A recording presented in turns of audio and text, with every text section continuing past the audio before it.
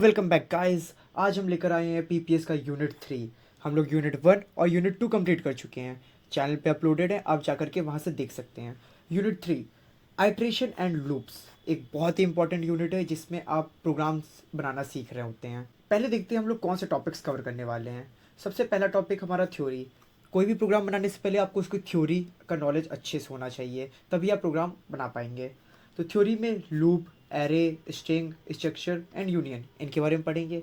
फिर प्रोग्राम का पार्ट 1 होगा जिसमें number program, array program, string program और स्ट्रक्चर के प्रोग्राम्स बनाना सीखेंगे। और प्रोग्राम का पार्ट 2 होगा जिसमें स्टार एंड नंबर पैटर्न होगा।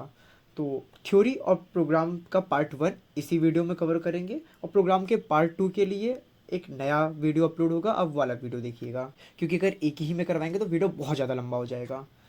और एक इम्पॉर्टेंट एडवाइस आप सबके लिए कि जितने भी टॉपिक्स हम लोग करवा रहे हैं सारे इम्पॉर्टेंट है, क्योंकि शॉर्ट टाइम में पूरा सिलेबस कवर करने के लिए हम लोग सिर्फ इम्पॉर्टेंट टॉपिक्स कवर कर रहे हैं जो आपके एग्जाम के लिए बहुत ज़्यादा ज़रूरी हैं। और पीवाईक्यूज़ हम लोगों ने कवर किए हैं इस वीडियो में। तो लेट्स बिगिन। सबसे पहला टॉपिक हमारा है loop. A loop is a control structure use to execute a block of code repeatedly until a condition is satisfied. Loop एक ऐसी स्टेटमेंट होती है, स्टेटमेंट एक ऐसी स्टेटमेंट होती है जो तब तक एग्जीक्यूट होती है जब तक एक कोई सर्टेन कंडीशन नहीं फुलफिल हो जाती है। जैसे कि it reduces code repetition and improves efficiency. इससे कोड को बार बार नहीं लिखना पड़ता है और इम्प्रूव्स एफिशिएंसी और हमारे कोड को एफिशिएंट बनाती है। Common types are while, do while and for. While loop, do while loop and for loop, ये कॉमन टाइप के लूप्स होते हैं। While loop, a while loop executes a block of code as long as the condition is true. जब तक condition true है while loop का code तब तक एग्जीक्यूट होता रहता है। वाइल लूप आप तब यूज़ कर रहे होते हैं जब आपको ये नहीं पता है कि आपको लूप कितनी बार रन करना है। आप सिर्फ कंडीशन पर डिपेंड हैं कि हमारी ये कंडीशन जब मीट हो जाए तब हमारा लूप एग्जीक्यूट करना बंद कर दे। देन इन दैट केस आप वाइल लूप का यूज़ करते हैं। और जब आपको पता है कि आपका कोड इतने टाइम्स रन करना है, 100 टाइम्स, 50 टाइम्स फिक्स है कि इतने टाइम्स रन करना है, देन आप उस केस पे फॉर लूप का यूज़ करते हैं। It is an entry control loop because the condition is check before execution. तो एग्जीक्यूशन से पहले ही कंडीशन चेक कर ली जाती है, इसलिए इसको एंट्री कंट्रोल लूप कहते हैं। It may not execute even once if the condition is false initially. अगर कंडीशन पहले ही केस में मीट नहीं कर रही होती, कंडीशन फॉल्स होती है, देन आपका कंट्रोल लूप के अंदर, वाइल लूप के अंदर नहीं जाता है। सिंटैक्स, वाइल कीवर्ड लिखते हैं, कंडीशन लिखते हैं और आपका कोड होता है। जैसे ये एग्जांपल देखिए, int i is equal to 1 while i is less than equal to 5। पहले सबसे पहले कंडीशन चेक होगी, देन आपका ये जो बॉडी है वो एग्जीक्यूट होगी। सपोज आपका आई की वैल्यू 1 है, कंडीशन मीट हो, कंडीशन चेक होगी, क्या आई 5 से छोटा है, यस कंडीशन ट्रू है, तो आपका देन आपका कंट्रोल वाइल लूप की बॉडी में आएगा। प्रिंट एफ आई, आई आपका प्रिंट हो जाएगा 1। देन आई प्लस प्लस, आई की वैल्यू की इंक्रीमेंट हुई, आई की वैल्यू 2 हुई। फिर 2 कंडीशन चेक होगा, 2 is less than equal to 5, condition true है, आपका 2 प्रिंट हो जाएगा। ऐसे इंक्रीमेंट होता रहेगा जब तक आई की वैल्यू 5 नहीं हो जाएगी। 5 हुई, कंडीशन चेक हुई, कंडीशन ट्रू है, आई प्रिंट हो गया, 5 प्रिंट हो गया। फिर से आई इंक्रीमेंट हुआ और 5 से 6 हो गया। अब कंडीशन फॉल्स है, is not 6 is not less than equal to 5, condition false हुई, आपका लूप एग्जीक्यूट नहीं होगा और कंट्रोल लूप बॉडी से बाहर आ जाएगा। ये वाइल लूप का फ्लो चार्ट है। Do while loop, a do while loop executes the code at least once and then checks the condition. इसमें आपका लूप एक बार तो एग्जीक्यूट होगा मिनिमम, कंडीशन चेकिंग बाद में होगी, बट एक बार लूप का एग्जीक्यूट होना कंपलसरी है। It is an exit control loop, इसलिए इसको एग्जिट कंट्रोल लूप कहते हैं। It guarantees at least one execution, एक एग्जीक्यूशन आपका कंपलसरी है। जैसे यहाँ पे आपका ये सिंटैक्स दिया है, डू कोड है, वाइल कंडीशन चेक है। I is equal to 1, i की वैल्यू 1 है, do print F i, i plus plus and then while. तो आप देख रहे हैं सबसे पहले लूप की बॉडी एग्जीक्यूट हो रही, देन कंडीशन चेक हो रही है। इसका मतलब है आई की वैल्यू 1 है, सबसे पहले आई प्रिंट होगा, आई की वैल्यू इंक्रीमेंट होकर 2 होगी, देन कंडीशन चेक होगी, 2 is less than equal to 5, condition true है, देन 2 प्रिंट होगा, वैल्यू 3 होगी, देन ऐसे ही 3 प्रिंट हो जाएगा, 4 5। अब जब 5 होगा, आई की वैल्यू 5 होगी, तो आई प्रिंट हो जाएगा, 5 प्रिंट हो गया, इसके बाद 5 प्रिंट हो गया, देन 5 प्लस प्लस 5 की वैल्यू 6 हुई, while i is less than equal to 5, यहाँ पे कंडीशन फॉल्स हो गई क्योंकि 6 5 से छोटा नहीं बड़ा है। लूप यहीं पे स्टॉप कर जाएगा। तो डू वाइल लूप ऐसे काम करता है, आप इसका ये फ्लो चार्ट देख सकते हैं। 2023 में वाइल और डू वाइल का डिफरेंस आया था, तो आप डेफिनेशन लिख सकते हैं, while loop anti control loop है और ये एग्जिट कंट्रोल लूप है, ये डिफरेंस लिख सकते हैं आप। और इसमें एक एग्जीक्यूशन कंपल्शन है, एक एग्जीक्यूशन तो होगा ही होगा, और एग्जाम्पल से आप समझा सकते हैं, फ्लो चार्ट भी बना सकते हैं। फॉर लूप, ये ऐसा लूप है जिसको आप सबसे ज़्यादा यूज़ करेंगे अपने प्रोग्राम्स के अंदर। A for loop is use when the number of iteration is known in advance. जैसा मैंने आपको बताया, अगर आपको नंबर ऑफ आइट्रेशन पता है तो आप फॉर लूप यूज़ करिए। It combines initialization, condition and update in one line. एक ही लाइन में आप इनिशियलाइज भी करते हैं, कंडीशन भी चेक करते हैं और अपडेट भी करते हैं अपने वेरिएबल को। It is an anti control loop, ये भी एंटी कंट्रोल लूप है। सिंटैक्स, फॉर इनिशियलाइजेशन करेंगे, कंडीशन चेक करेंगे, अपडेट करेंगे, तीनों चीज़ों को सेमीकोलन से सेपरेट करते हैं और फिर आपका कोड आता है। जैसे यहाँ पे एग्जांपल देखिए, for int i is equal to 1, i is less than equal to 3, i plus plus. यहाँ पे इनिशियलाइज हो रहा है, यहाँ पे कंडीशन चेक हो रही है और यहाँ पे अपडेट कर रहे हैं, और यह लूप बॉडी है जिसमें प्रिंट कर रहे हैं आई की वैल्यू को। तो सबसे पहले आई की वैल्यू 1 होगी, कंडीशन चेक होगी, I is less than equal to 3, condition true है, लूप बॉडी एग्जीक्यूट होगी, 1 प्रिंट हो जाएगा। देन आई की वैल्यू अपडेट होकर के 2 होगी, कंडीशन चेक होगी, 2 is less than equal to 3, condition सही है, लूप बॉडी एग्जीक्यूट होगी, प्रिंट 2 हो जाएगा। देन अपडेट होकर वैल्यू 3 होगी, कंडीशन चेक होगी, कंडीशन ट्रू है, तो लूप बॉडी एग्जीक्यूट होगी और 3 प्रिंट हो जाएगा। अब फिर से अपडेट होगा, 3 की वैल्यू अब 4 होगी, कंडीशन चेक होगी, 4 is less than equal to 3, condition यहाँ पे फॉल्स हो गई, तो लूप यहीं पे स्टॉप कर जाएगा। और फॉर लूप का ऐसा फ्लो चार्ट दिखता है, आप ये फ्लो चार्ट देख लीजिएगा। Break statement, the break statement is use to immediately terminate a loop और स्विच स्टेटमेंट। ब्रेक स्टेटमेंट का यूज़ तब किया जाता है जब आपको लूप या स्विच स्टेटमेंट को तुरंत ही सडनली टर्मिनेट करना हो या स्टॉप करना हो, कंट्रोल उस लूप बॉडी से या स्विच केस से बाहर लाना है। Control transfer to the next statement after the loop, जो भी लूप बॉडी के बाद अगली स्टेटमेंट लिखिए, कंट्रोल उस लाइन पे चला जाएगा। It is useful for early exit, अगर आप पूरा लूप कंटिन्यू नहीं करना चाहते हैं, मान लीजिए आपने बहुत लंबा लूप चला दिया पर आपका काम बीच में ही पूरा हो गया, तो आप ब्रेक स्टेटमेंट का यूज़ करके उस लूप से बाहर आ सकते हैं। जो हमारा लूप है वो 1 से लेकर के 5 तक चलना चाहिए, एग्जीक्यूट करना चाहिए। बट यहाँ पे कंडीशन देखिए, if i is equal to 3 break. आपको ये चीज़ देख के समझ में आ रहा होगा कि हमारा लूप 1 से लेकर के 5 तक एग्जीक्यूट करना है और काम क्या कर रहा है, प्रिंट आई, वो आई की वैल्यू को प्रिंट कर रहा है। बट यहाँ पे कंडीशन डाल दी है, if i is equal to 3 break, break the loop. जैसे ही आई की वैल्यू 3 होगी ब्रेक कर जाएगा। सबसे पहले आई की वैल्यू 1 थी, यहाँ पे कंडीशन चेक हुई, कंडीशन ट्रू है, 1 is less than equal to 5, but i is equal to 3 नहीं, ये कंडीशन नहीं मीट हुई, तो ब्रेक नहीं हुआ। बाकी प्रिंट, तो प्रिंट स्टेटमेंट क्या है, 1 को प्रिंट करना, 1 को प्रिंट कर दिया। फिर आई की वैल्यू 2 हुई, यहाँ पे कंडीशन सही है बट यहाँ पे अभी भी कंडीशन मीट नहीं हुई, तो 2 को प्रिंट कर दिया। अपडेट होकर वैल्यू 3 हुई, यहाँ पे कंडीशन चेक है, 3 सही है, यहाँ पे कंडीशन मीट कर गई, if i is equal to 3 break. तो जैसे ही आई की वैल्यू 3 हुई ब्रेक कर गया, तो लूप की जो भी बॉडी थी, इस वाले कर्ली ब्रेस से लेकर कि इस वाले कर्ली ब्रेस तक की जितनी भी अब लाइंस लिखी हैं वो कोई भी एग्जीक्यूट नहीं होगी, ये वाला पूरा ब्लॉक एंड। और जो हमारा लूप है वो डायरेक्ट इस लाइन से अब इधर आ जाएगा, रिटर्न 0, मतलब अब हमारा कोड यहाँ पे एंड कर गया और आउटपुट में 1 और 2 प्रिंट हो जाएगा। Continue statement, the continue statement skips the current iteration and moves to the next iteration. अब ये ब्रेक स्टेटमेंट की तरह आपका कंट्रोल को लूप से बाहर नहीं लाता है, कंटिन्यू स्टेटमेंट उस पर्टिकुलर आइट्रेशन को स्किप कर देता है। It does not terminate the loop, ये लूप को ख़त्म नहीं करता है। Useful when certain condition need to be ignored, जब कोई ऐसा केस है कि हमें उस कंडीशन को इग्नोर करना है, देन आप कंटिन्यू स्टेटमेंट का यूज़ करते हैं। जैसे यहाँ पे देखिए, सेम ऊपर वाला एग्जांपल यूज़ किया हमने, I is 1, I is less than equal to 5, I plus plus, if I is equal to 3 continue. तो जब आई की वैल्यू 3 होगी तो उस पर्टिकुलर केस को हमें स्किप कर देना है। तो आई की वैल्यू जब 1 हुई तो 1 प्रिंट होगा, जब 2 हुई तो 2 प्रिंट हो जाएगा, बट जब 3 होगी तो वहाँ पे ये वाली स्टेटमेंट स्किप हो जाएगी, ये वाली स्टेटमेंट स्किप हो जाएगी, बट कंट्रोल रहेगा इस कर्ली ब्रेसेस के अंदर ही, अभी लूप हमारा ख़त्म नहीं हुआ है। तो हमारा ये जो 3 है ये प्रिंट नहीं होगा, और जो नेक्स्ट अपडेट होके वैल्यू आएगी 4 होगा। कंडीशन यहाँ पे तो नहीं मीट करी, 4, आई की वैल्यू 3 नहीं है, 4 हो गई है, तो यहाँ पे कुछ कंटिन्यू नहीं होगा। फिर से वापस प्रिंटफ पे आएंगे और 4 को प्रिंट करेंगे। अपडेट होके वैल्यू 5 होगी, 5 आएगा, 5 प्रिंट होगा। फिर अपडेट होके वैल्यू 6 होगी, बट यहाँ पे कंडीशन फॉल्स हो जाएगी। तो यहाँ पे लूप एंड कर जाएगा। तो अगर आप देखें तो आउटपुट आपका आएगा 1 2 4 5।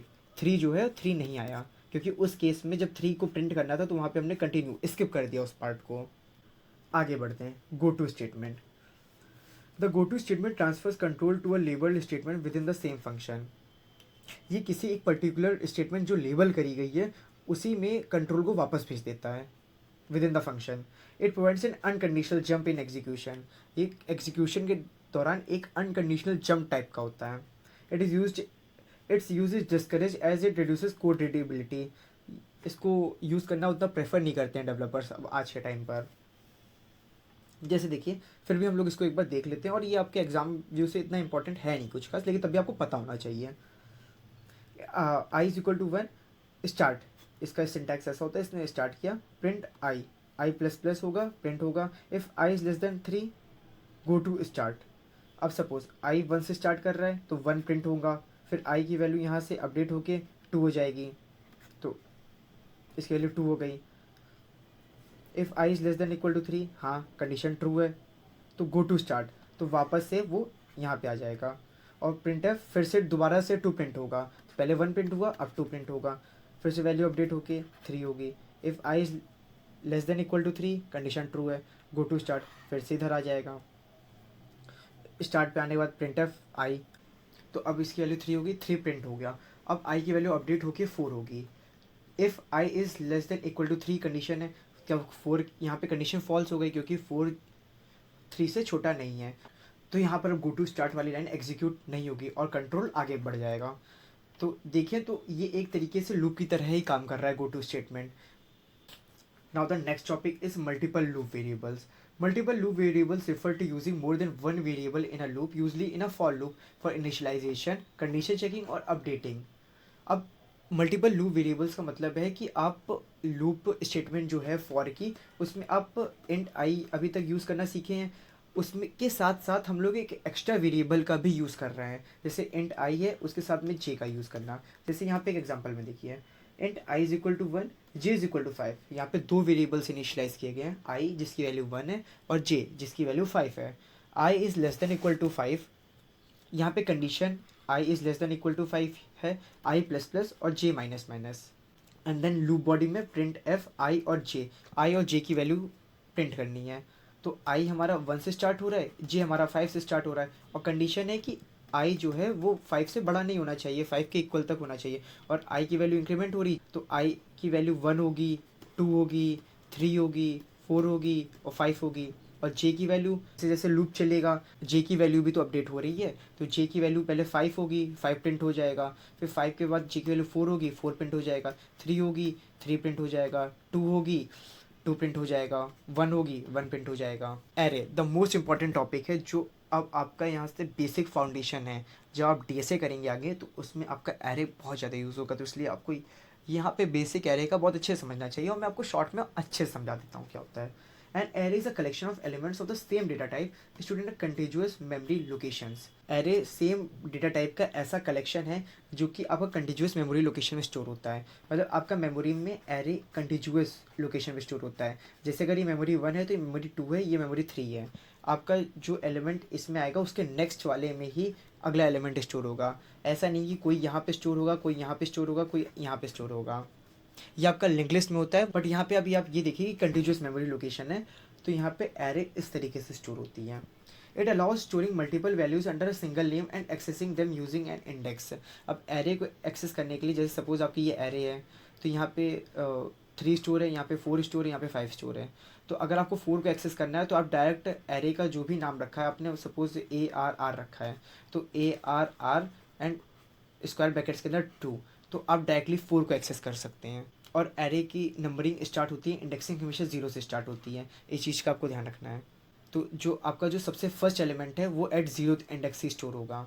Indexing starts from 0। यहाँ पे देखिए इंट ARR 5, इसका मतलब है कि यहाँ पे 5 एलिमेंट्स स्टोर करने के लिए एक एरे डिक्लेयर करी गई है, 1 2 0 1 2 3 4। तो यहाँ पे जो इंडेक्सिंग है वो 0 से स्टार्ट होगी और 4 तक जाएगी। साइज़ उसका भले ही 5 है, बट जो उसका मैक्सिमम लास्ट इंडेक्स होगा वो 4 ही होगा। अब यहाँ पे आप 5 एलिमेंट्स स्टोर कर सकते हैं इंट डेटा टाइप के, क्योंकि ये इंटीजर डेटा टाइप की एरे डिक्लेयर करी गई है। जैसे यहाँ पे ये देखिए एक एग्जांपल है, इंट AR3। यहाँ पे एक इंटीजर एरे डिक्लेयर करी जा रही है जिसका साइज़ 3 है और उसमें 10, 20, 30 स्टोर कर दिया। अब यहाँ पे एक्सेस क्या किया जा रहा है, यूजिंग इंडेक्स, इंडेक्स का यूज़ करके ARR1 जो फर्स्ट इंडेक्स पे एलिमेंट है उसको एक्सेस करने की कोशिश करी जा रही है।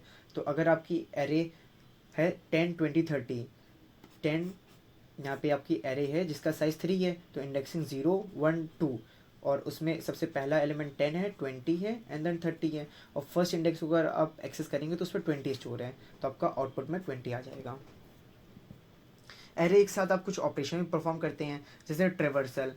अगर आप पूरी एरे को एक्सेस कर रहे हैं वन बाय वन एलिमेंट, सबसे पहले आप जीरो को इंडेक्स को, फर्स्ट इंडेक्स को, सेकेंड इंडेक्स को एंड देन आगे जितने भी इंडेक्सेस हैं अगर आप उनको एक्सेस कर रहे हैं तो उसको ट्रेवर्सल कहते हैं। Traversal mean accessing each element of the array one by one using a loop. Search, finding the position of a specific element in the array using its value. Suppose आपके पास कोई एरे है, जैसे यहाँ पे आपके पास कोई एरे है जिसमें स्टोर है 4, 9, 17, 8, 6। अगर अब आपको 8 फाइंड करना है तो आप पूरी एरे को ट्रेवर्स करेंगे, उसकी आपकी डिफरेंट टेक्निक्स होती हैं जो कि अभी इस यूनिट में आगे हम लोग कवर करेंगे। तो अगर आपको फाइंड करना है कि 8 इस एरे में मौजूद है, प्रेजेंट है कि नहीं, तो उस मेथड को सर्चिंग कहते हैं। Insertion means adding a new element at a specific position by shifting elements to the right. अब सपोज अगर आपकी ये एरे है, इसका साइज 5 है और 0, 1, 2, 3, 4। अब अगर आप यहाँ पे थर्ड इंडेक्स में कुछ इंसर्ट करना चाहते हैं, यहाँ पे थर्ड इंडेक्स पे अगर आप कुछ मान लीजिए 7 इंसर्ट करना चाहते हैं, तो इन दैट केस आपको 6 को इधर लेकर जाना पड़ेगा, राइट की तरफ शिफ्ट करना होगा जिससे कि यहाँ पे 7 आ सके और 6 यहाँ पे चला जाएगा। तो इस काम को इंसर्शन कहते हैं। Deletion, deletion means removing element from a position, shifting elements to the left. अब इस एरे में अगर आप 17 को डिलीट करेंगे तो यहाँ पे ये जगह खाली हो जाएगी, तो आपको जितने भी इधर ये एलिमेंट्स लिखे हैं to the right side of 17, उनको सबको एक एक पोजीशन आगे लेफ्ट की तरफ शिफ्ट करना होगा, इसको कहते हैं deletion. Sorting, arranging elements in order इधर इंक्रीजिंग और डिक्रीजिंग। अब जैसे ये एरे थी 9, 17, 8, 7, 6, तो ये आप देखिए किसी भी ऑर्डर में सॉर्टेड नहीं है। अगर आप इसको सॉर्ट करना चाहते हैं तो अगर आप सॉर्ट करेंगे तो ये एरे कुछ ऐसे दिखेगी, 6, 7, 8, 9, 17, जितने भी एलिमेंट्स हैं सब ये इंक्रीजिंग ऑर्डर में सॉर्ट हो गए हैं। Merging, combining two arrays into a single array. और जैसे मान लीजिए आपके पास दो एरे हैं, ये 7, 2 है और ये एक एरे है 1, 2, 3 की, अगर आप इन दोनों को कंबाइन कर दे के एक सिंगल एरे बना देंगे तो उसको, उस टेक्निक को मर्जिंग कहते हैं। अब आपके पास डिफरेंट टाइप्स ऑफ एरेज होती हैं, जैसे वन डायमेंशनल एरे है। अब one dimensional array is a collection of elements of the same data type stored in a single row. जब सेम तरीके का डेटा सिंगल रो में स्टोर होता है तो उसको वन डी एरे कहते हैं। It is only one index to access elements. अब सबसे खास बात कि आपको इसमें सिर्फ एक ही इंडेक्स की जरूरत होती है किसी भी एलिमेंट को एक्सेस करने के लिए, 0, 1, 2, 3। अगर आपको यहाँ पे एक्सेस करना है तो आपको सिर्फ एक ही इंडेक्स की जरूरत होगी। It is simplest form of array using for linear data storage. इसमें लीनियर डेटा स्टोरेज होता है, तो ये सिंपलेस्ट फॉर्म ऑफ एरे है। देखिए एंड ARR5, हमने 5 साइज़ की, जिसका साइज़ 5 है वो एरे हमने यहाँ पे बनाई है, जैसे 10, 20, 30, 40, 50 स्टोर कर दिया है। तो अगर आपको इंडेक्स देखें 0, 1, 2, 3, 4, तो आप सिंगल इंडेक्स का यूज़ करके आप ये जितने भी 5 एलिमेंट्स है किसी को भी एक्सेस कर सकते हैं। तो 1D एरे ये होती है। 2D array, two dimensional array, a two dimensional array is an array of arrays used to store data in rows and columns matrix form। जब आपकी मल्टीपल एरेज आ जाती हैं, जैसे आपके पास एक एरे ये आ गई, एक एरे ये आ गई, एक एरे ये आ गई, तो इनको एक्सेस करने के लिए अब आपकी ज़रूरत होती है, अब आपको दो दो इंडेक्सेस का यूज़ करना पड़ जाता है। देन वो होती है 2D एरे, ये एक मैट्रिक्स फॉर्म में होती है। It uses two indexes, one for row and one for column. अब जैसे आपको यहाँ पे एक्सेस करना है तो आपको सबसे पहले नंबरिंग करनी होगी, ये है इसकी 0th रो, ये है फर्स्ट रो, ये है सेकंड रो, और ये है इसका 0th column, first column, second column, third column. तो अगर आप देखेंगे यहाँ पे ये फर्स्ट रो का सेकंड कॉलम, इसको एक्सेस करने के लिए आपको पास करना होगा फर्स्ट रो का सेकंड कॉलम, तब आप इस पोजीशन को एक्सेस कर पाएंगे। It is useful for representing table और मैट्रिसेस। ये टेबल और मैट्रिसेस को रिप्रेजेंट करने के लिए वाइडली यूज़ होती है। और जैसे कि यहाँ पे 2 ARR2 3, मतलब जिसमें हमें 2 रोज़ चाहिए, 2 रोज़ रहेंगी और 3 कॉलम्स रहेंगे। जो आगे मेंशन नंबर होता है वो नंबर ऑफ रोज होता है, जो पीछे मेंशन नंबर होता है वो नंबर ऑफ कॉलम्स होता है। तो यहाँ पे हमारे पास 2 रोज और 3 कॉलम वाली एक मैट्रिक्स बन जाएगी, 1 2 3 4 5 6। अगर आपको 5 एक्सेस करना है तो आपके पास आपकी सेकेंड रो रहेगी जिसका इंडेक्स 1 रहेगा, और सेकेंड कॉलम रहेगा जिसका कॉलम नंबर 1 रहेगा। तो 1,1 पे आप 5 को एक्सेस कर सकते हैं। ये होता है 2D array. Multi dimensional array क्या होती है? मल्टी डायमेंशनल एरे में आपके पास 2 से ज़्यादा इंडेक्सेस की ज़रूरत होती है आपको किसी भी पोजीशन को एक्सेस करने के लिए। ये मल्टी डायमेंशनल एरे आपके अभी रिसेंट यूज़ में नहीं आने वाली है, ये मतलब आपको सिर्फ पता होना चाहिए होता क्या चीज़ है। वैसे आपको इसका भी कोई खास यूज़ नहीं होने वाला है, ये काफ़ी ज़्यादा एडवांस डेवलपिंग की जाती है तब इसका यूज़ होता है। A multi-dimensional array is an array with more than 2 dimensions. It is used to store complex data structure involving multiple levels. जहाँ पे कॉम्प्लेक्स डेटा होता है और मल्टीपल लेवल्स की जरूरत होती है, वहाँ पे इस एरे का यूज़ कर रहे होते हैं हम लोग। Each element is access using multiple indices. अब यहाँ पे आप 2 से ज़्यादा इंडेसेस का यूज़ करके उसको एक्सेस कर सकते हैं किसी भी एलिमेंट को। ये रहा सिंटैक्स किसी मल्टी डायमेंशनल एरे को डिक्लेयर करने का। Advantages of using array: single name for multiple data. आप सिंगल नेम से मल्टीपल एलिमेंट्स को स्टोर कर सकते हैं सिमिलर डेटा टाइप के। इंटीजर डेटा टाइप की आपने ARR नाम की एक एरे बना दी, अब आप इसमें मल्टीपल एलिमेंट्स स्टोर कर सकते हैं इंटीजर डेटा टाइप के। Easy access, random access. आपको कहीं किसी पोजीशन पे एक्सेस करना है, आप सीधे इंडेक्स का यूज़ करके एक्सेस कर सकते हैं। Continuous memory location. Memory location continuous होती है। आपको जैसे लिंक लिस्ट में क्या होता है कि आपका यहाँ पे नंबर स्टोर होता है, एलिमेंट स्टोर होता है, और उसके साथ ही में आपको जो नेक्स्ट अगला आने वाला जो नंबर है उसका एड्रेस भी स्टोर करके रखना पड़ता है। वो नॉन कंटिन्यूस लोकेशन होती है। तो ऐसा आपको एरे में कुछ नहीं करना होता, आपकी कंटिन्यूस लोकेशन आपको एड्रेस स्टोर करने की कहीं कोई ज़रूरत नहीं है। Array elements are stored in continuous memory location which improve efficiency and avoids extra memory usage. String. A string is a collection of characters stored in a character array and terminating by a null character.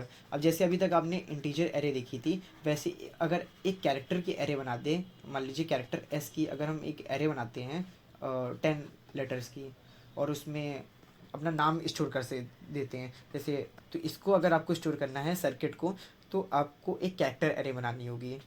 जैसे अगर आपने C++ या जावा में coding करी है तो आपको पता होगा उसमें स्ट्रिंग पहले से डेटा टाइप प्रेजेंट होता है जिसमें आप डायरेक्ट स्ट्रिंग स्टोर कर सकते हैं, बट यहाँ आपको सी में आपको एक कैरेक्टर एरे बनानी होती है। It is use to store and manipulate text such as words और सेंटेंसेज। आप वर्ड्स या सेंटेंसेज कुछ भी स्टोर करा सकते हैं। Each character occupies one memory location and the end is marked by \0। Character array end करनी है तो इसका यूज़ करना पड़ता है। डिक्लेयर कैसे करते हैं? कैर str10, जैसे मैंने आपको बताया कैर str10 का यूज़ करके आप इसको डिक्लेयर कर सकते हैं। इनिशलाइज करना है, कैर str में आपने हेलो स्टोर कर दिया। जब str में आपको हेलो स्टोर करना है तो एक एरे में आपका हेलो स्टोर हो जाएगा, HELLO। यहाँ पे हर एक इंडेक्स पे आपका कैरेक्टर स्टोर हो रहा होता है। अब स्ट्रिंग के कुछ फंक्शंस होते हैं वो देख लेते हैं। String handling functions are built in function use to perform operation of string such as copying, concatenation, comparison, finding length. Copy करने के लिए, दो स्ट्रिंग को जोड़ने का मतलब कॉन्कैटिनेशन, तो दो स्ट्रिंग को जोड़ने के लिए कंपैरिजन, दो स्ट्रिंग को कंपेयर करने के लिए, या किसी स्ट्रिंग की लेंथ फाइंड करने के लिए आपके पास फंक्शंस प्रेजेंट रहते हैं। This function make string manipulation easy and faster. तो अगर आपको स्ट्रिंग से रिलेटेड कोई भी वर्क करना है, कोई भी ऑपरेशन परफॉर्म करने हैं तो वो ईजी हो जाता है। They are available in the string.h library. string.h library को आपको एक्सेस करना पड़ेगा ये फंक्शंस को यूज़ करने के लिए। अब जैसे यहाँ पे मैंने कुछ मेथड्स मेंशन किए हैं। strcat आप इससे कॉन्केटिनेट कर सकते हैं, दो स्ट्रिंग को ज्वाइन कर सकते हैं। strlen लेंथ फाइंड कर सकते हैं। strcpy से कॉपी कर सकते हैं एक स्ट्रिंग को दूसरे स्ट्रिंग में। और strcmp से कंपेयर कर सकते हैं। एक सिंपल सा प्रोग्राम है, आप देख लीजिए, बहुत ईजी है। जैसे यहाँ पे हमारे पास दो स्ट्रिंग्स हैं, हेलो और वर्ल्ड, तो अगर इनको जोड़ना है तो कैट में str1 और str2 पास कर दीजिए, तो हेलो और वर्ल्ड कंबाइन हो जाएगा, ज्वाइन होके आ जाएगा। लेंथ फाइंड करनी है किसी की तो उसके लिए आप strlen यूज़ करिए।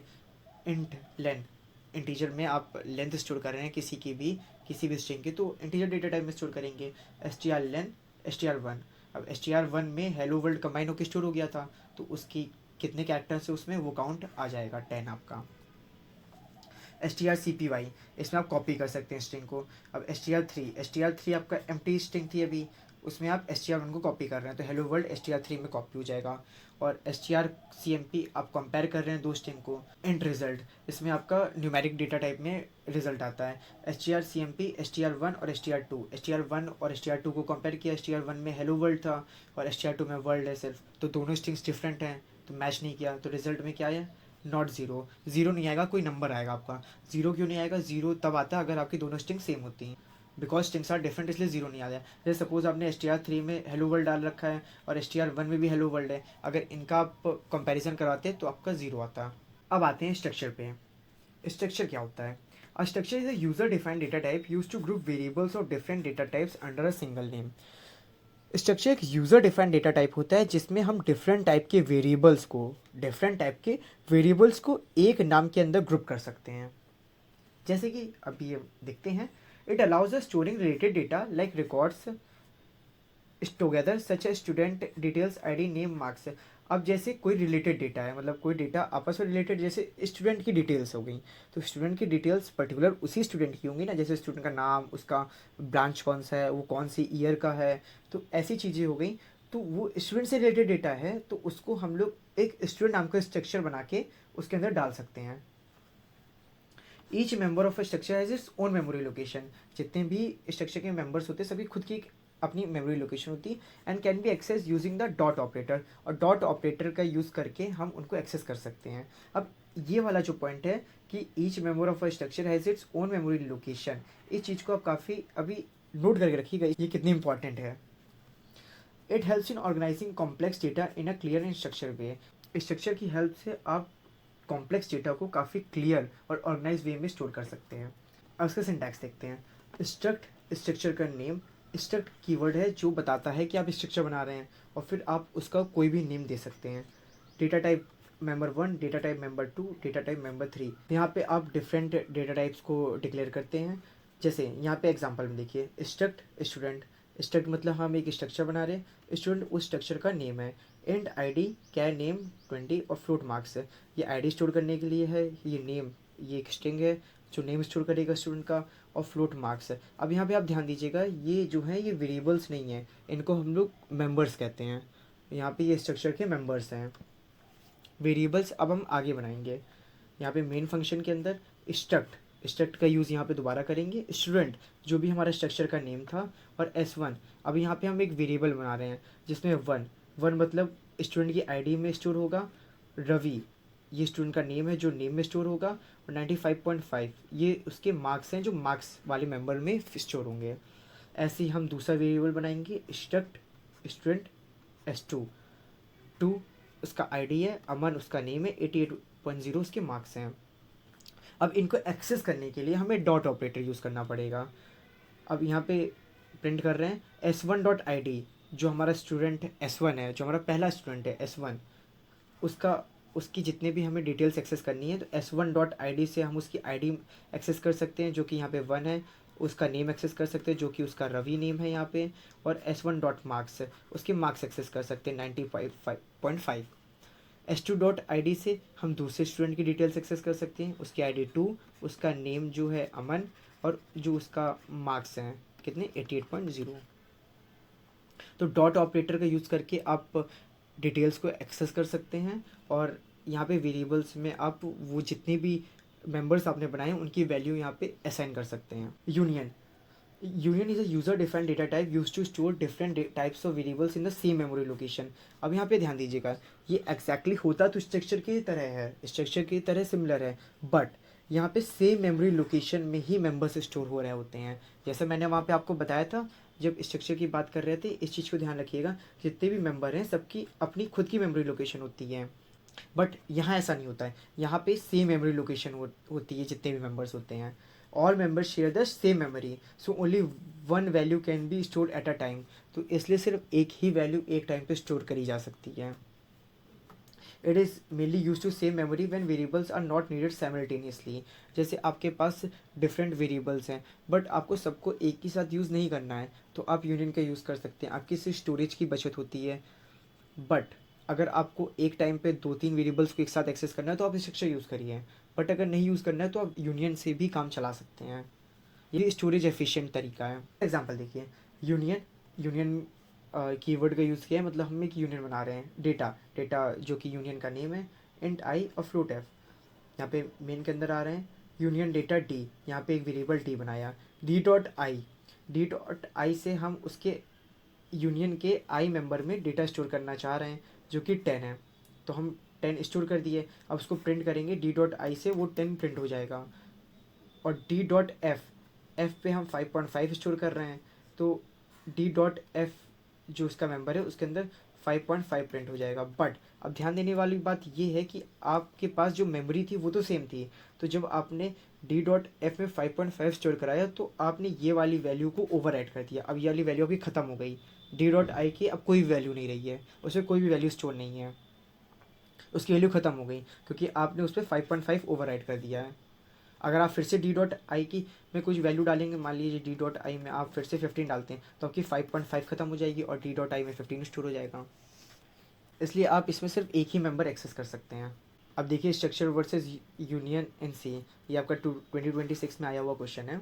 A structure is a collection of logically related data items, जो भी आपका लॉजिकली रिलेटेड है, जैसे स्टूडेंट की डिटेल्स थी वो उसकी डिटेल्स चाहे भले ही इंटीजर में उसके मार्क्स हो, स्ट्रिंग में उसका नेम हो, तो वो सब है डिफरेंट डेटा टाइप है, बट है तो वो स्टूडेंट से रिलेटेड ना, तो उसको स्टोर करने के लिए स्ट्रक्चर यूज़ करते हैं। It is a user defined data type that refers to a memory location using several data types. इसमें भी आप उसी तरीके से डेटा टाइप्स अलग अलग तरीके के यूज़ कर सकते हैं। Each member has its own storage location, her member की अपनी खुद की एक स्टोरेज लोकेशन होती है। यूनियन में all members have the same storage location, जितने भी मेंबर्स होते हैं सबकी एक ही मेमोरी लोकेशन होती है, मतलब सबकी खुद की अलग नहीं होती, सबकी एक ही जगह मेमोरी लोकेशन होती है।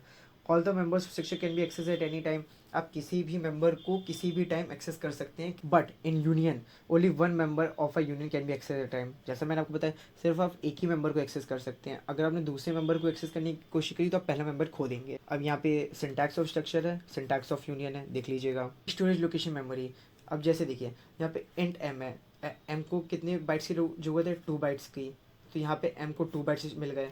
एक्स को फ्लोट है एक्स, इसको कितनी जरूरत है, 4 बाइट्स को, तो इसको 4 बाइट्स यहाँ मिल गए। कैर को कितने बाइट्स की जरूरत है, 1 बाइट की, तो यहाँ पे इसको 1 बाइट मिल गया। तो टोटल मेमोरी में कितने बाइट्स एलोकेट हुए हैं, 4 + 2 6 + 1 7, 7 बाइट्स एलोकेट हुए हैं। बट यहाँ पे स्टोरेज लोकेशन मेमोरी में अगर आप देखेंगे तो फ्लोट के 4 बाइट्स, इंटीजर के 2 बाइट्स और कैर के 1 बाइट, ये सबको एक ही लोकेशन दी गई है। फ्लोट का अगर यूज़ होगा तो ये चारों बाइट्स यूज़ होंगे, और अगर इंटीजर यूज़ होना होगा तो सिर्फ ये 2 बाइट्स यूज़ होंगे एम के लिए, और अगर कैर का यूज़ होना होगा तो सिर्फ सी के लिए सिर्फ एक ये बाइट यूज़ होगी। यहाँ पे जो मैक्सिमम स्टोरेज जो दी गई है वो 4 बाइट्स है, सिर्फ टोटल 7 बाइट। ये टाइपो है, इसको हटा दीजिए, यहाँ पे सिर्फ 4 बाइट्स है, क्योंकि यहाँ पे आपके पास सिर्फ 4 बाइट्स ही आप यूज़ कर सकते हैं। 4 बाइट्स में आप इंटीजर भी स्टोर करिए, 4 बाइट्स में आप अपना कैरेक्टर भी स्टोर करिए, 4 बाइट्स में आप अपना फ्लोट भी स्टोर करिए। जैसे यहाँ पे एक एग्जांपल देखिए, स्ट्रक्ट आइटम एस, यहाँ पे एक स्ट्रक्चर बनाया जिसमें s.m4 और s.x, जो m डेटा टाइप है उसमें 4 स्टोर किया और x वाले में 386.9। तो अगर आप s.m को एक्सेस करेंगे तो कोई प्रॉब्लम नहीं होगी, प्रिंट हो जाएगा। बट सिमिलरली अगर आप यूनियन में u.m और उसमें 4 स्टोर किया और फ्लोट को एक्सेस करके उस पर 386.9 स्टोर किया, देन आपका ये जो m एक्सेस हुआ था ये चला जाएगा, ये ओवरराइट हो जाएगा। तो जब आप इसको प्रिंट कराने की कोशिश करेंगे u.m को, तो ये एरर थ्रो कर देगा। There will be error because the storage location is currently assigned to x, so we can not print the value of m। ये मेन डिफरेंस होता है स्ट्रक्चर और union. Array of structures. An array of structure is a collection of structure variable stored in an array. अब आप जो variable है उसमें आप एरे की तरह भी डेटा स्टोर करा सकते हैं। आप जैसे एरे में मल्टीपल डेटा स्टोर कराते हैं, वैसे ही अब आप स्ट्रक्चर के वेरिएबल में भी मल्टीपल डेटा स्टोर करा सकते हैं। It allows storing multiple records like many students of the same structure type. अभी तक जैसे अगर आप 2 स्टूडेंट्स का डेटा रिकॉर्ड कर रहे थे तो उसमें आपको S1 वेरिएबल लेना पड़ रहा था, S2 वेरिएबल लेना पड़ रहा था, बट अब ऐसा नहीं है। आप एक वेरिएबल बनाएंगे, एरे टाइप का वेरिएबल बनाएंगे जिसमें आपके पास मल्टीपल रिकॉर्ड स्टोर हो सकता है।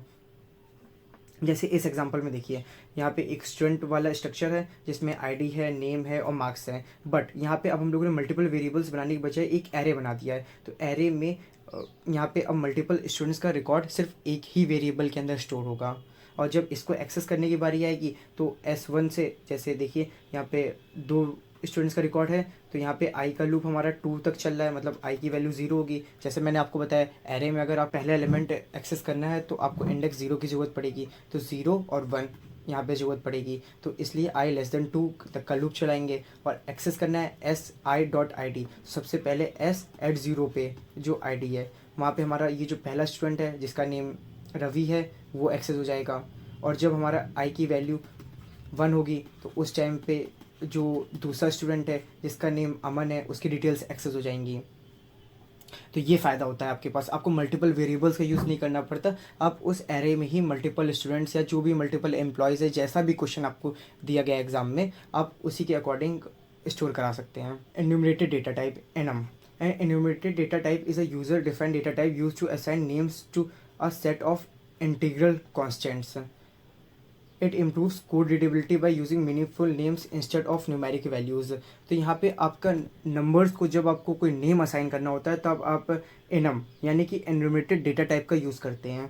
By default value starts from 0 and increases by 1 automatically. इसमें ऑटोमेटिकली वैल्यू इंक्रीमेंट होती जाती हैं और स्टार्ट 0 से होता है। जैसे देखिए यहाँ पे सिंटैक्स है एनम है और वो जो भी एनम है उसका नेम है वैल्यू 1 वैल्यू 2 वैल्यू 3। अब आप वैल्यू 1 वैल्यू 2 वैल्यू 3 को न्यूमेरिक वैल्यूज़ के थ्रू एक्सेस कर सकते हैं। जैसे यहाँ पे देखिए एनम डे, यहाँ पे हमने डेज को स्टोर कराया Monday Tuesday Wednesday Thursday Friday. तो यहाँ पे जो मंडे है उसके न्यूमेरिक वैल्यू में 0 वैल्यू होगी, ट्यूसडे की 1, वेडनेसडे की 2, थर्सडे की 3 और फ्राइडे की 4।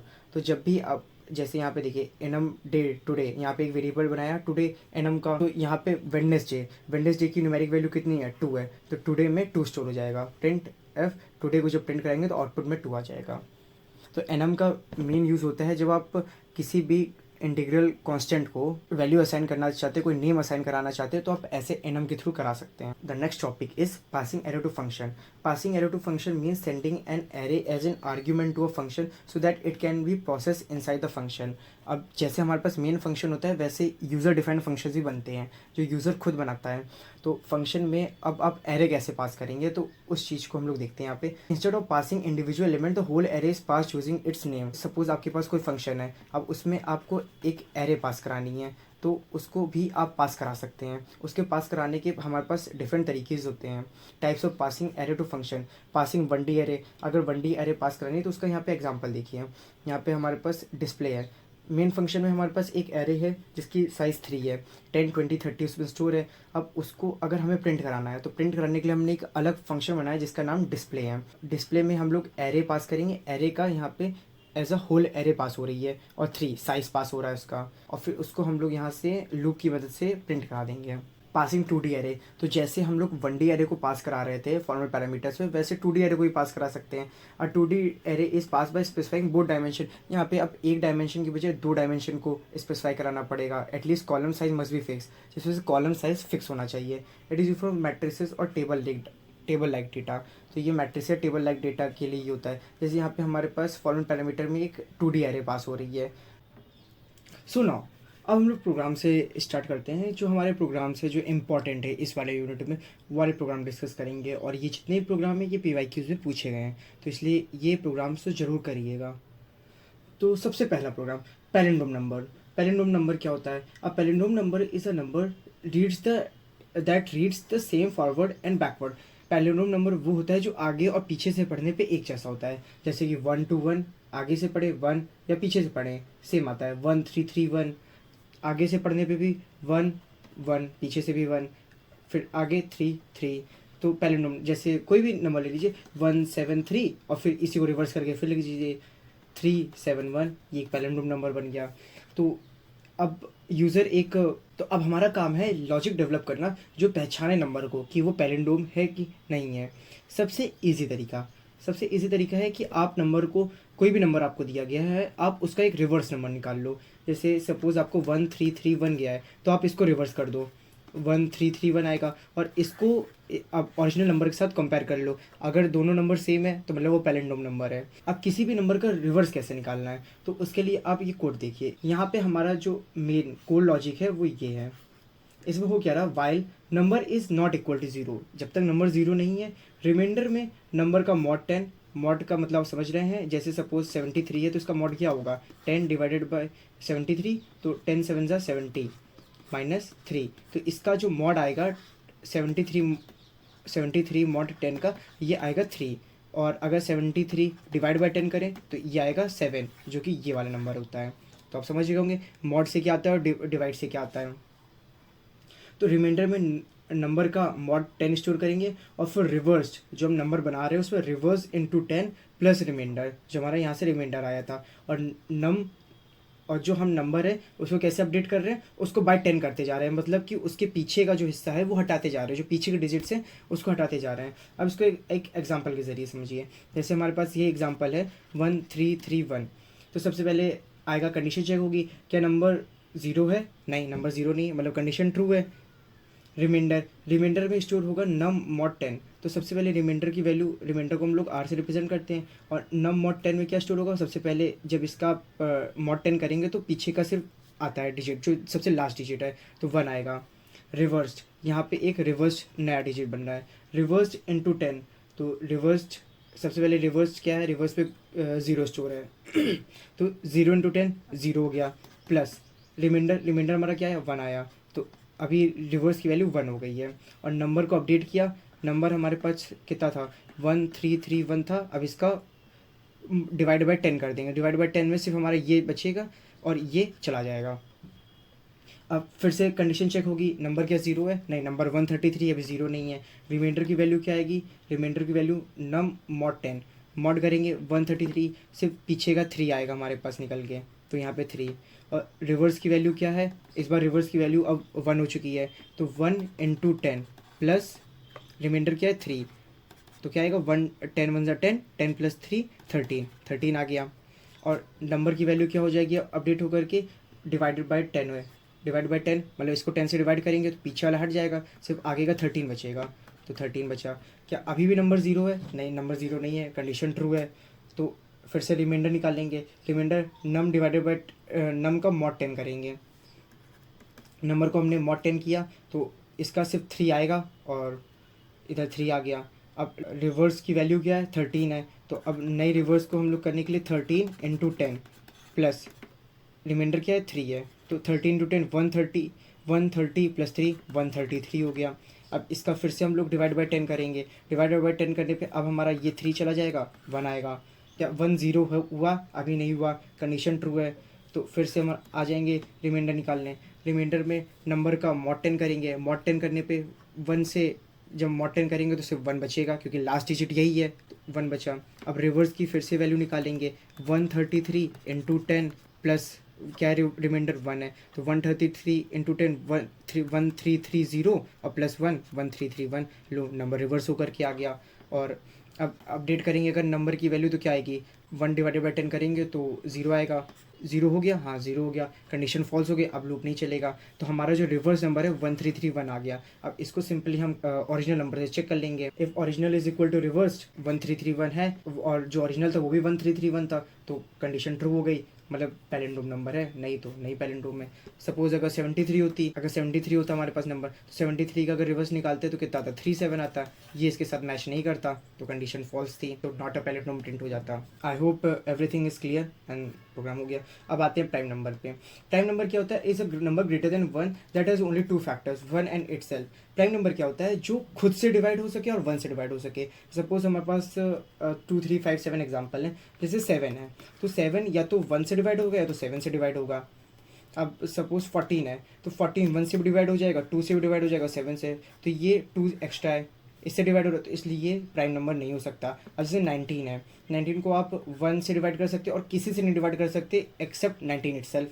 तो सिर्फ जिसके डिविज़र 2 होते हैं, या 1 हो या वो नंबर खुद हो, तो वो नंबर प्राइम नंबर होता है। तो इसको फाइंड करना भी ईजी है, बहुत ईजी है। सबसे पहले आप यूज़र से नंबर लीजिएगा, if a number is less then 1, अगर नंबर 1 से छोटा है तो नॉट अ प्राइम नंबर, क्योंकि 1 से जितने भी छोटे नंबर प्राइम नंबर नहीं हो सकते हैं। अब अगर आपके पास 1 से बड़ा नंबर दिया है तो अब आप उसको चेक करेंगे, आप लूप चलाएंगे अपना 2 से लेकर के नंबर के हाफ तक का। नंबर के हाफ तक का क्यों चला रहे हैं, जैसे सपोज़ हमें 19 के लिए चेक करना है, जैसे सपोज़ हमें 19 के लिए चेक करना है, 19 का हाफ कितना होगा, तो सिर्फ क्वेश्चन देखिए कितना होता है, 2 9 18, 1 इसको हटाइए तो 9, मतलब 9 तक के टेबल में 9 का डबल करेंगे तो 18 आ सकता है।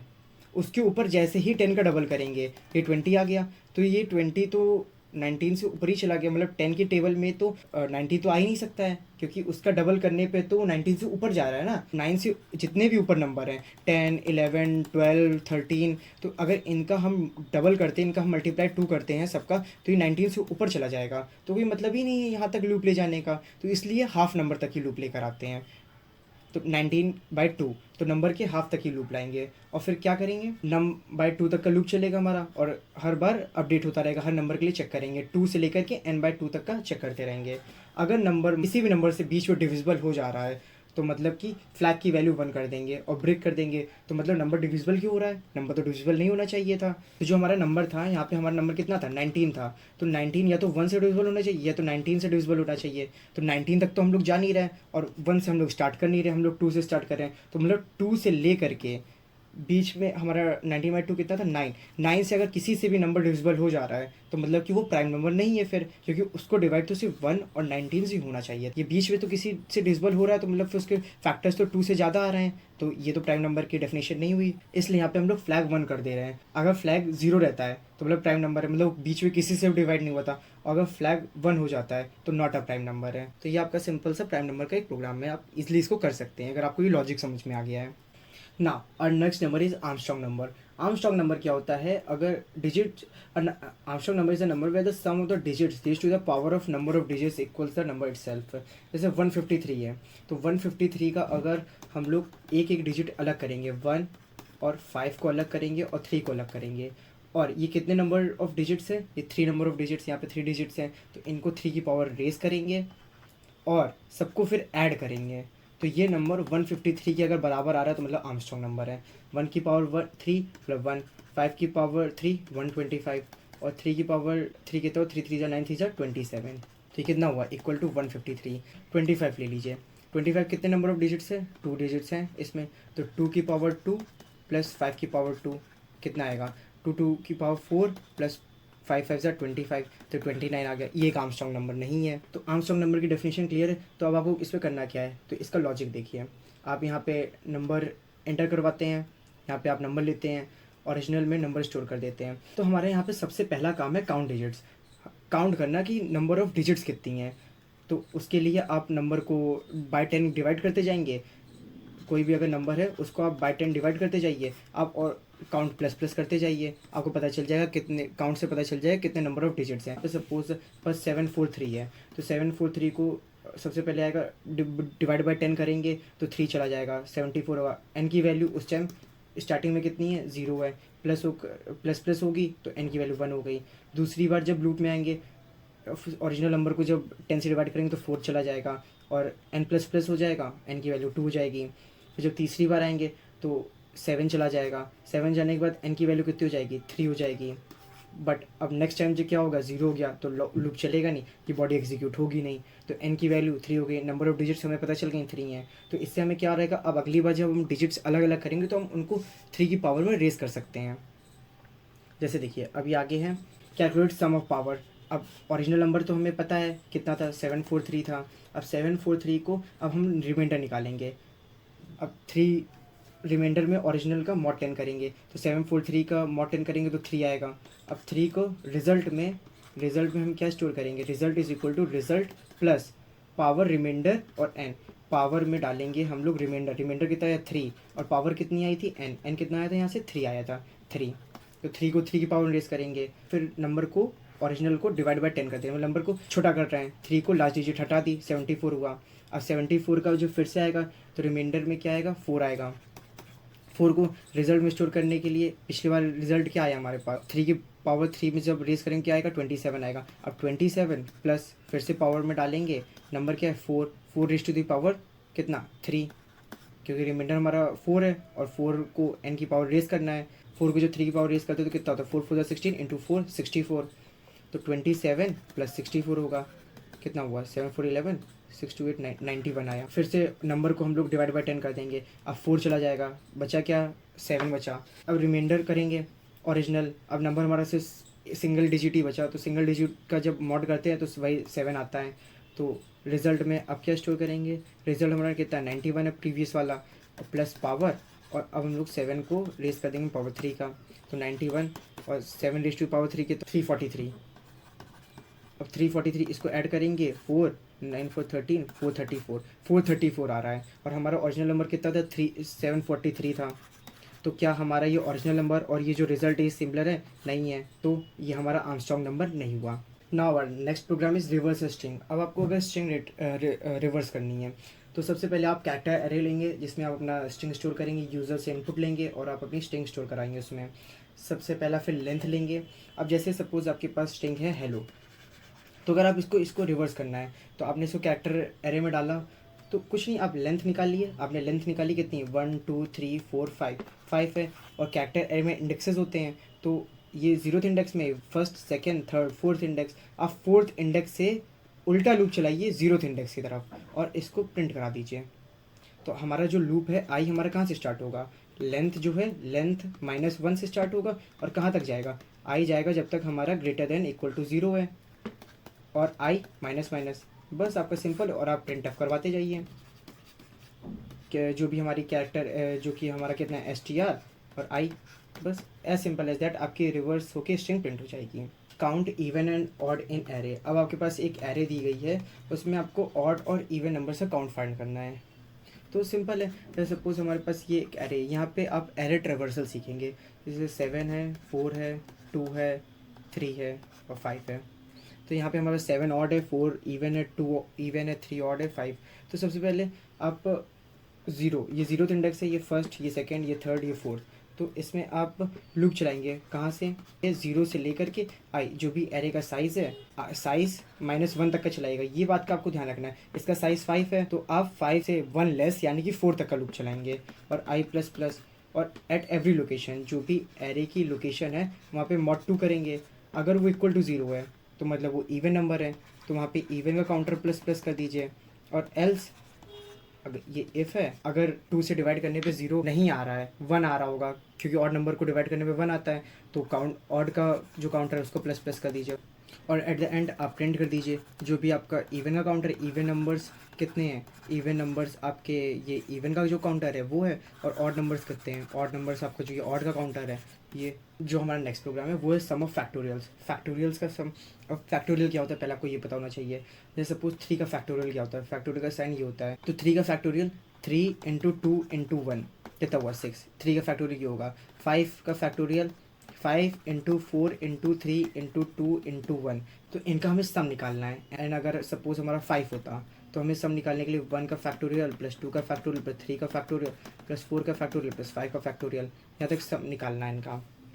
तो 1 का फैक्टोरियल 1, 2 का फैक्टोरियल 2, 3 का फैक्टोरियल 6, 4 का फैक्टोरियल कितना होता है, 4 × 12, 2 × 24 और प्लस 5 का फैक्टोरियल 120। तो ये जो भी सम आता 153। तो ये सम हमें यहाँ पे बताना होगा। यूज़र हमारा नंबर इनपुट करेगा n, और फिर हमें ये 153 आउटपुट करना है। और जैसे देखिए 1 से निकालना है, तो सबसे ईजी तरीका यहाँ पे हमने क्या यूज़ किया है कि जब आपको 5 तक का फैक्टोरियल निकालना है तो 1 का फैक्टोरियल निकाल लिया आपने। फिर 2 का फैक्टोरियल निकालने के लिए आप 2 × 1 का फैक्टोरियल भी तो कर सकते हैं। और 3 का फैक्टोरियल निकालने के लिए आप 3 × 2 का फैक्टोरियल भी तो कर सकते हैं। बात वही ना। जैसे 4 का फैक्टोरियल है तो 4 का फैक्टोरियल क्या होगा, 4 × 3 × 2 × 1। तो यहाँ पे अगर देखें तो ये 3 का फैक्टोरियल तो है, 4 × 3 का फैक्टोरियल। तो 5 का फैक्टोरियल निकालने के लिए आप 5 × 4 का फैक्टोरियल कर सकते हैं। तो यहीं पे हमने ये चीज़ किया है, फैक्टोरियल निकाला है, फैक्टोरियल इंटू आई, और लास्ट में sum is equal to sum plus factorial कर दिया है। इसकी वर्किंग देखें तो जैसे यहाँ पे अगर n हमारे पास 3 है तो 3 तक का हमें फैक्टोरियल सम निकालना है, मतलब 1 factorial plus 2 factorial plus 3 factorial. I जब 1 पे रहा हमारे पास तो फैक्टोरियल की वैल्यू कितनी है, फैक्टोरियल की इनिशियल वैल्यू 1 थी, 1 × आई यानी कि 1, फैक्टोरियल की वैल्यू 1 हुई। सम कितना है हमारे पास, सम की इनिशियल वैल्यू 0 है प्लस फैक्टोरियल 1, तो सम की वैल्यू 1 हुई।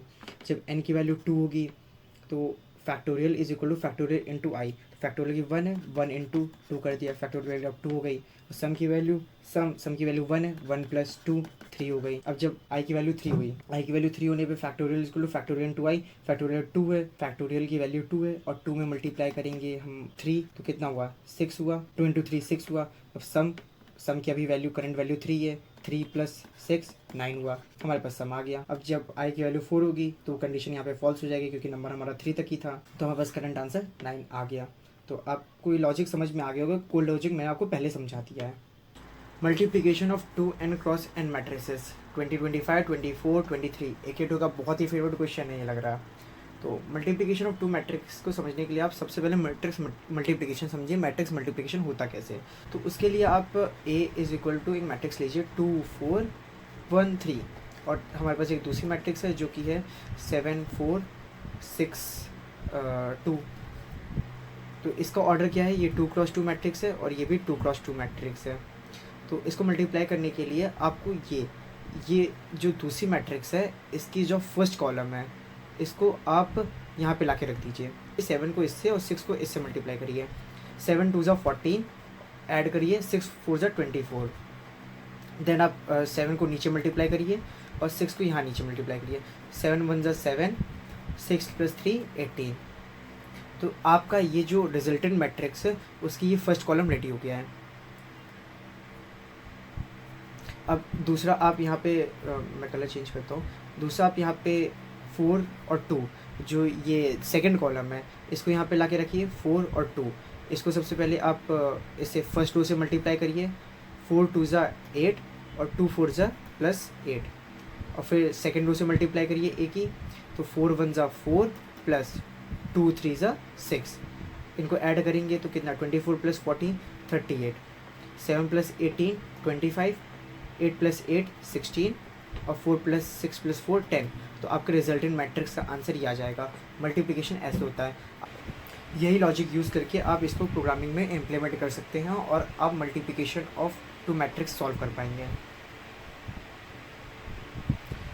Transpose of a matrix, transpose of a matrix का मतलब क्या है, जैसे आपके पास एक मैट्रिक्स है सपोज 5 3 7 9।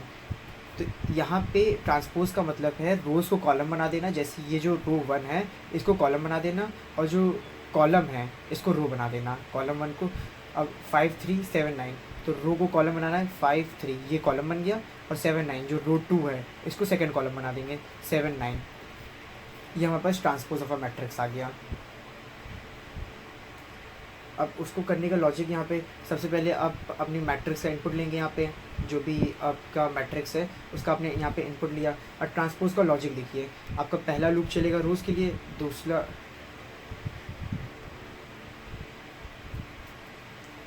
आपका पहला लूप चलेगा रोज़ के लिए, दूसरा लूप चलेगा कॉलम के लिए।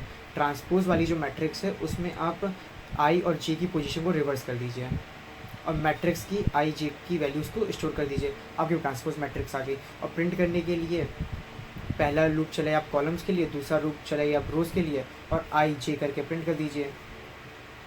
हो गया, एज सिंपल एज दैट है आपका।